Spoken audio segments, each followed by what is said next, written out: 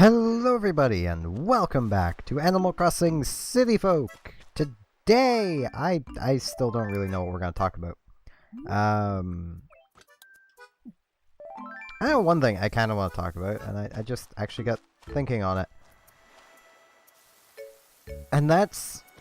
I got thinking because I looked over at my desktop's background is currently the mobile game, Azure Lane. It is really good. Like, I know the mobile market gets a lot of flack because it's perceived as basically everything on there is going to be a garbage game.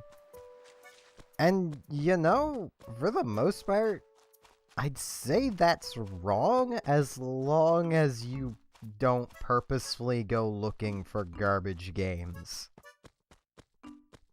Like, if I wanted to find them, I could find bad games.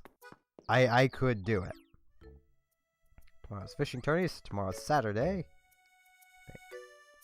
Yep, okay. Just had to make absolute sure there. But like if I went looking for them, I could find bad games.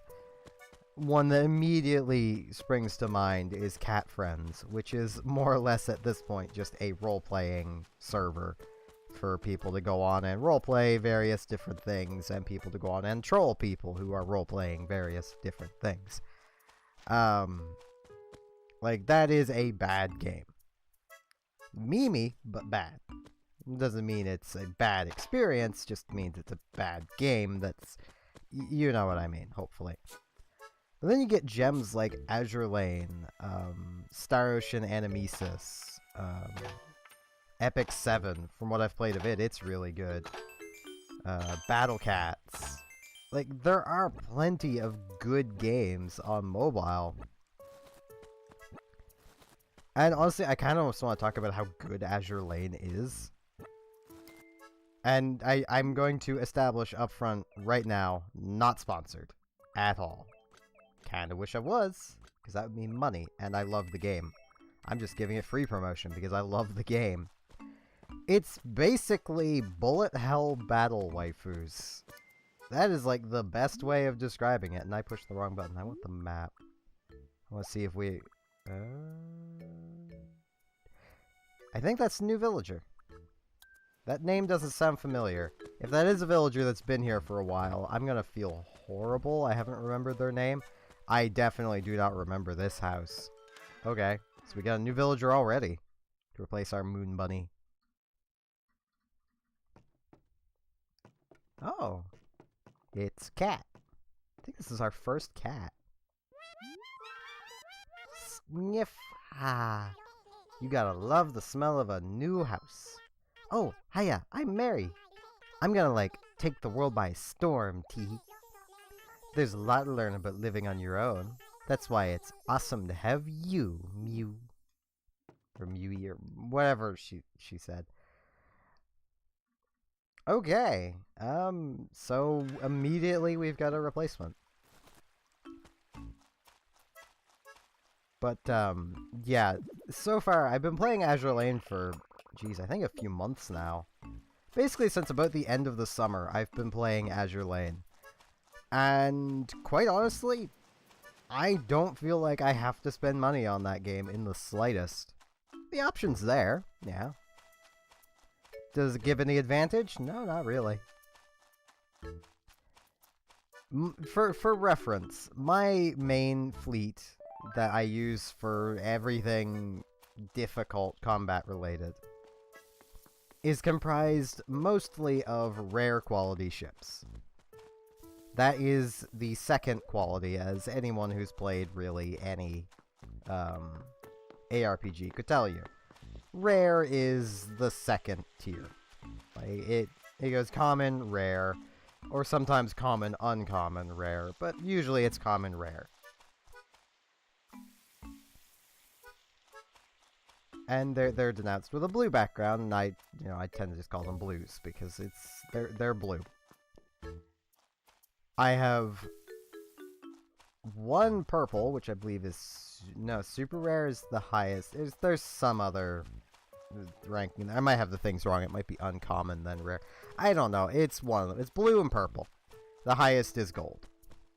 I don't, in my main fleet, use any super rare ships, which is, you know, gold. And I'm able to take on fleets of super rares with relative ease in the PvP, which is all automated, so it can't even come down to skill. It's nearly pure numbers at that point. Purely because I have better equipment for the most part than a lot of the people I'm running into. Either that, or it's a case of my ships are just better than theirs. Like, basically, every ship is decently different. At the very least, they'll have different stats to them. And there's a lot of them, which makes it kind of impressive.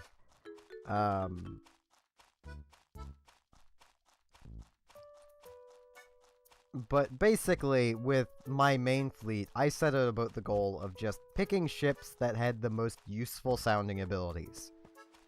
So my main Vanguard fleet, which is half of 3 of your 6 ships that you can manually control outside of PvP.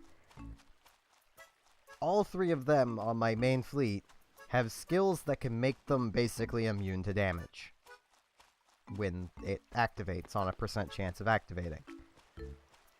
My Vanguard is all high health, high damage output. So, for instance, I use one of the starting carriers, which is Long Island. She's not the best at outputting damage, unless her skill to instantly reload her launching fighter's skill happens, in which case she's outputting twice the amount of damage any other carrier will. Which is nice. I have Rodney, partially because I just like Rodney, which is a battleship, and I like the Rodney class battleship. It's one of the, well, it's not the Rodney class, it's like Nelson, but to me it's Rodney class, because Rodney is the most notable of the lot of them. Rodney sank Bismarck. It was at least part of it. So that makes Rodney pretty notable. I think I might have relayed this story before. I'm gonna get off on a bit of a tangent here as to partially why I like the battleship Rodney. It had bigger guns than the treaties after World War I allowed for, because it was built during World War I. It had guns of equal size to Bismarck, which I'm willing to bet Germany knew, which is probably why they violated the treaty and gave it the size of guns they did. I don't know their size in millimeters, and it'd feel wrong me saying the inch of the gun, because we don't use inches, we use millimeters, but I don't research them enough to know this. I just know that the same size Bismarck did. But it was Rodney was halfway across the Atlantic when it got the call to come back and help sink Bismarck. It was on its way across the Atlantic to be repaired and refit, because it was old and creaking and really had no reason to be on the battlefield. But no, they're calling it back because Churchill was angry and wanted Bismarck sunk. So here's Rodney, an aging World War I battleship, turning around and just booking it back to the UK with its refit in its cargo. Like,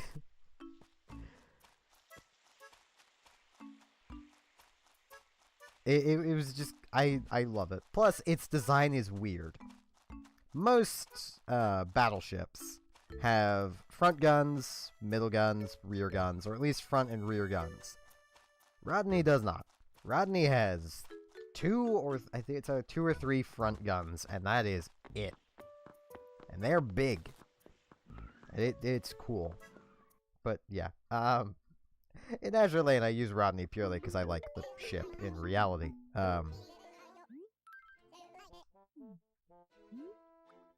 Plus, Rodney's skill in Azure Lane is actually really powerful. It basically just launches a wave of death across the battlefield, which is nice. And my final ship I use is Lexington, which is just another carrier that does a lot of damage. I actually forget what her skill does. It honestly never comes into play much. She's partially just there for being my next highest level carrier. I mean... and she has a fair bit of health. Nook.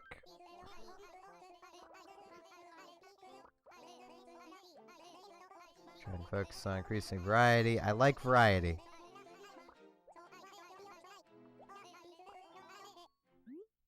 Variety.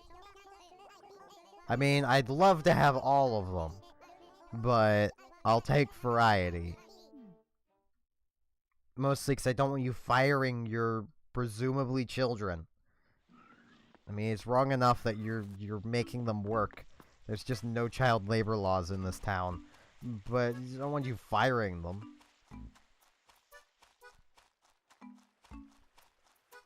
But, yeah, back to what I was talking about.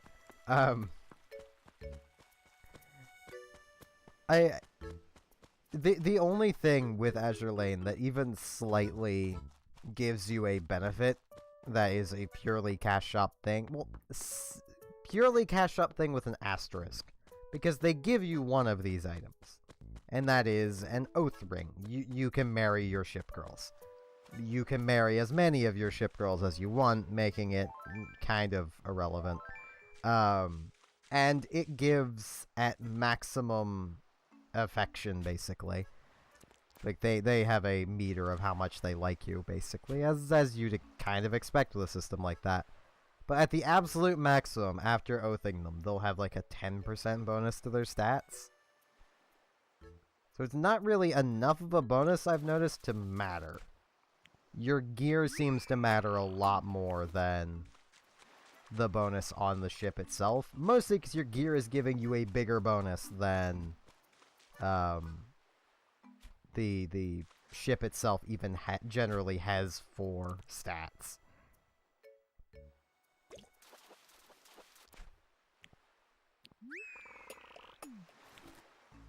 But yeah, it is a really good game.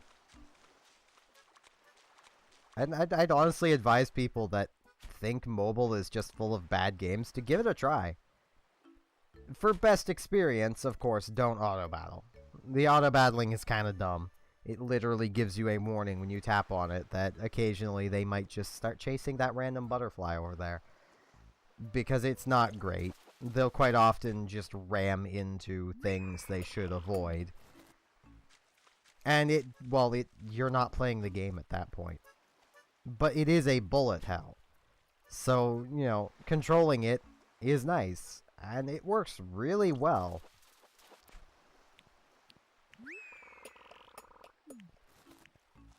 Star Ocean Animesis, I know I've talked about it before, but it plays like a Star Ocean game. Only a little more restrictive, as you'd expect. It's a mobile game.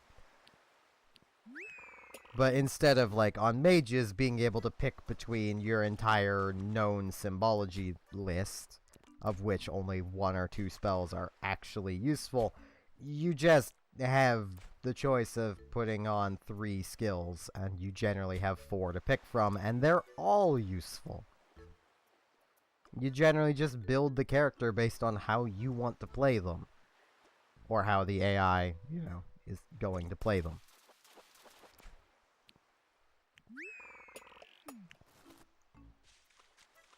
About the only problem I particularly have with the game is it has what I call wargaming syndrome, where you don't need to use the cash shop for anything, but if you ever want to use the cash shop, you're going to be paying hundreds to get anything tangible. So I wouldn't advise using the cash shop, basically. And you don't need to. I've been playing Animesis for even longer than Azure Lane, and have never once used the cash shop.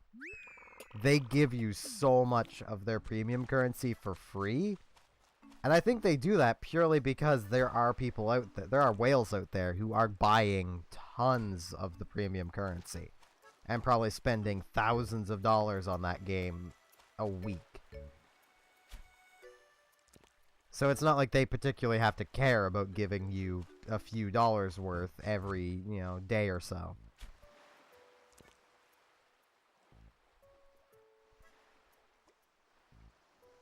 And it's rather nice. I can't really say much on Epic 7, as much as I said it is pretty good from what I've played. I have to add that from what I've played, because I haven't played it a whole lot. I tend to, whenever I'm just, like, lazing in bed, just kind of more or less depressed, I'll tend to just poke at mobile games. I honestly feel that's where they shine the most, is when you're just bored and have nothing else to do. And a lot of them, the way they're designed, they're perfect for that, because energy systems. The energy needs time to recover, so, if you're only playing them maybe once a day, then that works out. Though that is another thing I will note with Azure Lane. And Star Ocean, for that matter. With Azure Lane, I've legit almost never run out of the energy, which is fuel, because it's ship girls, so you need to fuel them. Don't ask me how you fuel them. Like, I've almost never run out of it. I say that because I almost did at one point. But I just cut back on the strength of the fleet I was using for... I was basically trying to grind out a really rare drop. And I just scaled back my fleet to a low cost, because your fuel cost is dependent on your fleet. You have a really strong, powerful fleet of high-rank ships, that's going to cost a lot of fuel. I think it'll cost somewhere up of like 100 or so fuel per battle with that fleet. Or you can build a super cheap grinding fleet that costs maybe 15. That will get the job done for grinding out things perfectly fine, but it's only costing you about 15 per run, and that's nice.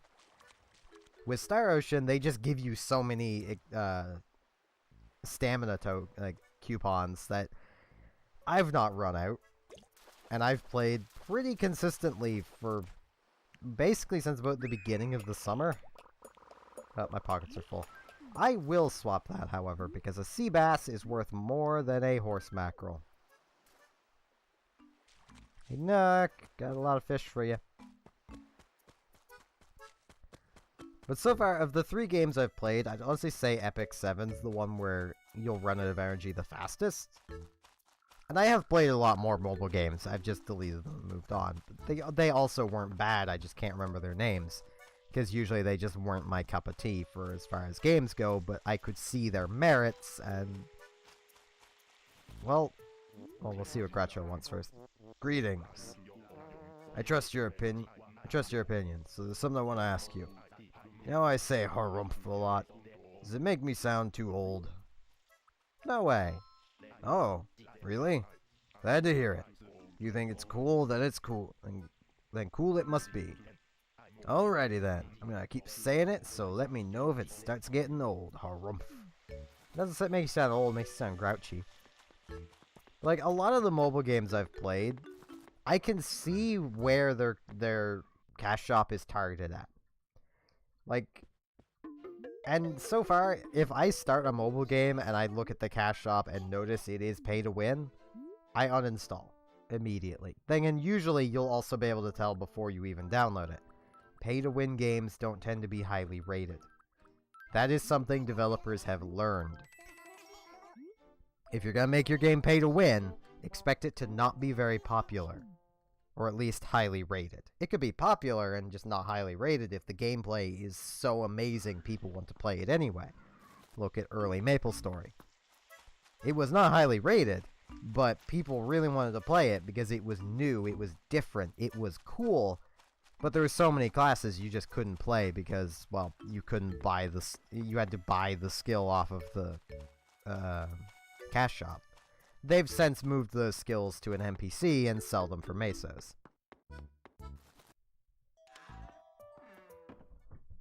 You could also buy those skills off of other players too, so you could, in theory, still play. And I'm gonna put some letters away while I continue just talking about this stuff. Save mail. But yeah, from what I've noticed, like, basically, if it's highly rated... Wait. Yeah. For a second, I forgot Tank actually left.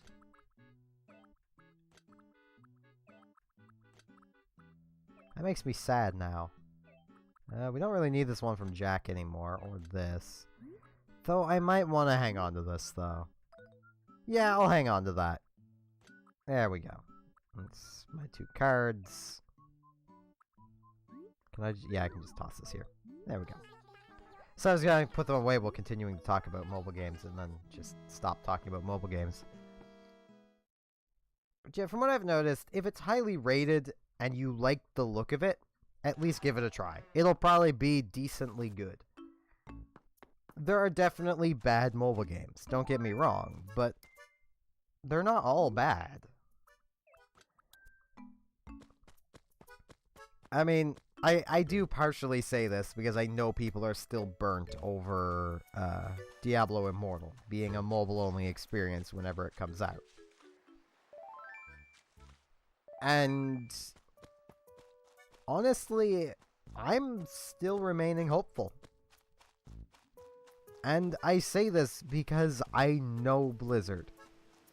Blizzard has never been a company to sit in one place, but they have been a company to almost always deliver good experiences. The initial reaction to Diablo 3 was bad. Yeah, that's probably why they didn't continue in the path they were on. They moved into the mobile market, probably so they can test some things with a large-scale audience.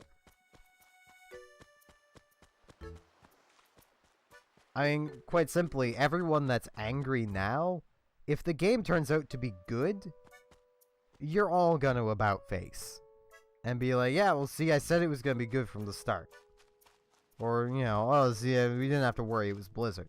Even though right now, you're causing a ruckus, and a lot of people are literally attacking the developers online, and that's just wrong. You shouldn't be harassing the developers. Especially because more often than not, the developers aren't the ones choosing the project. It's the studio. And you gotta remember, Blizzard is now owned by Activision. You know, the people that find it perfectly acceptable to release the same game year after year with minimal changes. So you've got to expect this sort of thing to start happening. And it's gonna keep happening with Blizzard, and that's a little sad.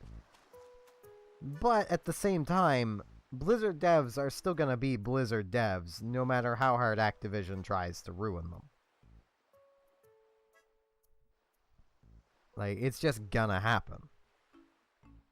So just have a little faith in them, and reserve your judgment until you've tried the game. Even if reviews look bad, at least try the game. There's one mobile game I saw that the reviews weren't favorable for, but it's a fun little time killer. And that's, it's Robot Wars? Something like that. War Robots. Yeah. War Robots. I always reverse it, because your brain wants to put everything in alphabetical order, because that, yeah. I reverse it a lot. It's just a fun little time killer of robots shooting each other. If you don't take it seriously, then you're probably gonna have fun with it. Simple as that. I actually have it downloaded on my mobile device as well, just as an extra time killer. I tend to play it while I'm exporting a video. It is probably the closest to pay to win of any of the mobile games I've played, but they give you so many ways of getting cash shop things. Like, they have a box that you can open generally every day about 3 or 4 times for watching ads that you don't even have to pay attention to. And I've actually seen some games through that I've wanted to try, but I didn't make note of the name of it, and yeah. They were Three Kingdoms related, and now I can't find them because there's so many Three Kingdoms games on mobile. It's kind of hard to find games on there. But yeah, I'm gonna stop rambling about mobile games now. And remind everyone that I do have a Patreon, should you wish to throw money at my face. If you don't want to or can't, that's perfectly fine, but if you do want to, there is a link down below, and if you don't want to or can't, I'm just happy you watched the video. With that said, I thank you all very much for watching, Hope to see you again next time for more Animal Crossing City Folk. See you all then.